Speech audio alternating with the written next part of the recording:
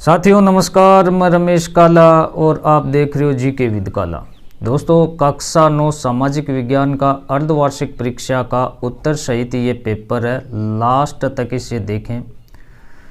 सभी पेपर आपके अर्धवार्षिक परीक्षा के लिए सभी ज़िलों में आने वाला जो पेपर है वो उत्तर सहित इसमें हमने डाल दिया है। तो आप चैनल को सब्सक्राइब करके प्लेलिस्ट में जाकर आप देख लें, आपको मोस्ट इम्पॉर्टेंट क्वेश्चन और भी मिलेंगे। तो वीडियो अंत तक देखें, चैनल को सब्सक्राइब करके बेल आइकन को प्रेस कर लें। अभी ये सामाजिक विज्ञान कक्षा 9 का प्रश्न पत्र है, तो अंत तक इसको देख लेना।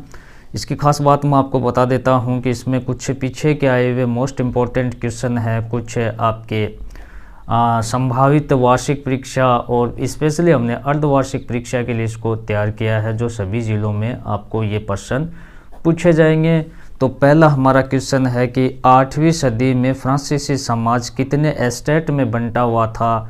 तो आपके पास 4 ऑप्शन है। सही उत्तर आपका हो जाएगा 3 एस्टेट्स। प्रथम स्टेट्स, द्वितीय स्टेट्स, तृतीय स्टेट्स। 1789 में लुई 16वें के समय फ्रांसीसी क्रांति होती है।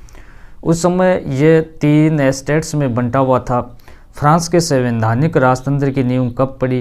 तो फ्रांस के संवैधानिक राजतंत्र की नींव है वो 1791 में पड़ी। 6 ऑप्शन आपका करेक्ट रहने वाला है साथियों। राजस्थान की रेगिस्तान में कौन सा समुदाय रहता था? तो राय का समुदाय रहता था। राजस्थान की रेगिस्तानों में कौन सा समुदाय? राय का समुदाय रहता था। प्राथमिक क्षेत्र के अंतर्गत क्या शामिल है? तो प्राथमिक क्षेत्र के अंतर्गत कृषि शामिल है। प्राथमिक क्षेत्र के अंतर्गत कृषि शामिल है। भारत में सबसे भयानक अकाल कब पड़ा? तो 1943 में है वो भारत में सबसे भयानक अकाल पड़ा, 1943 में। लोकतंत्र का अर्थ है जनता का शासन, जनता के लिए शासन, जनता द्वारा शासन। सभी इसमें सही हो जाएंगे। नेक्स्ट क्वेश्चन मैं आपको दे रहा हूँ साथियों, आपके हाफ ईयरली एग्जाम 2023 के लिए जो दिसंबर में आपकी एग्जाम हो रही है, सभी ज़िलों के लिए मोस्ट इम्पोर्टेंट। भारत के संविधान निर्माता कौन थे? तो 6 ऑप्शन आपका करेक्ट रहने वाला है। कौन थे?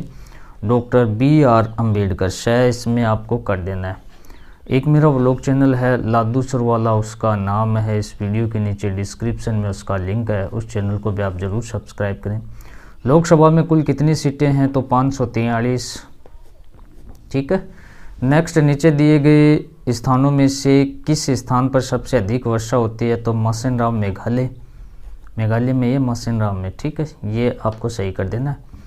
नेक्स्ट, वुलर झील निम्नलिखित में से किस राज्य में स्थित है? तो वुलर झील जम्मू कश्मीर सही करके आना आपको। इस प्रकार से ये छोटे क्वेश्चन अर्धवार्षिक परीक्षा में आपको करने हैं। और उसके बाद नेक्स्ट है अति लघुतरात्मक प्रश्न है 11 से 15 के बीच में। तो इनको भी आप देखें कि फ्रांस में 1794 तक चलने वाली मुद्रा का नाम आप लिखें। तो फ्रांस में 1794 तक चलने वाली मुद्रा का नाम लिवरे है। क्या नाम है? लिवरे नाम है। भारतीय वन सेवा की स्थापना कब हुई? तो 1966 में हुई। भारतीय वन सेवा की स्थापना 1966 में। सर्व शिक्षा अभियान किस आयु वर्ग के बच्चों के लिए चलाया गया है? तो 6 से 14 वर्ष के बच्चों के लिए सर्व शिक्षा अभियान चलाया गया है।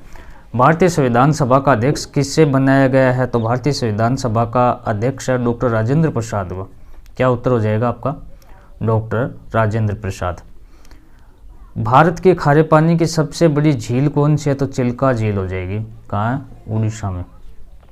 ये याद रह जाएगा आपके। फिर से देख लें, फ्रांस में 1794 में चलने वाली मुद्रा का नाम क्या? लिवरे। भारतीय वन सेवा की स्थापना कब हुई? 1966।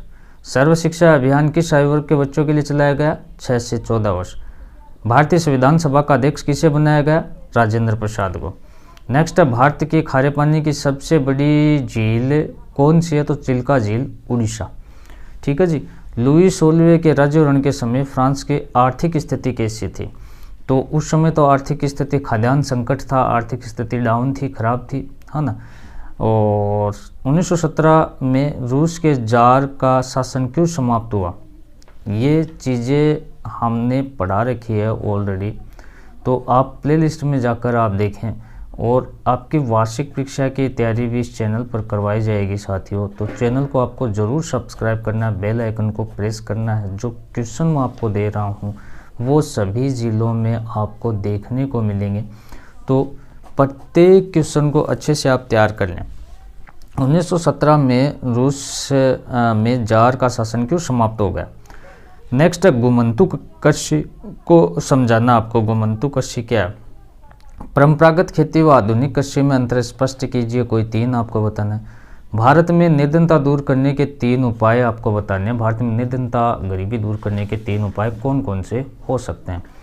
नेक्स्ट है भारतीय खाद्य सुरक्षा अधिनियम 2013 को आपको परिभाषित करना है। क्या है भारतीय खाद्य सुरक्षा अधिनियम।